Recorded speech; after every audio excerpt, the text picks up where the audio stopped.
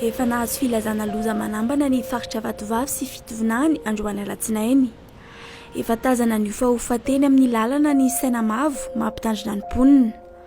Miomana hialika ny rivodoza Eminaty ny mponina na mbola tsy afaka tanteraka aza ny takaitra navelan'ny Batsiray.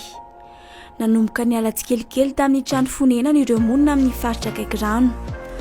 Nanomboka ny anahery ny ranomasina androany alatsinainy ariva. Tafiditra anaty filazana mena ny faritra Vatovavy sy Fitovinany manomboka ny alatsinainy amin'ny 8 ora alina. Voalaza fa anatin'ny tanjaka rivodoza mahery vaika no idirany Eminaty eto Madagasikara. Heverina fa hahatratra 810 kilometatra ny herin'ny rivotra entiny amin'izany. Raha pitso talata tolakandro na hariva no heverina fa ikasiany tany eo anelanelany Manoro sy Farafangana. Tany amin'ny 770 kilometatra atsinanany Toamasina no nisy ny fohibeny tamin'ny 3 ora tolakandro androany alatsinainy. Mahatratra 510 kilometatra isan'ora ny rivotra nentiny ary 190 kilometatra isan'ora ny tafiotra. Mikisaka miakandrefana ny rivodoza ary mahafaka 510 kilometatra isan'ora.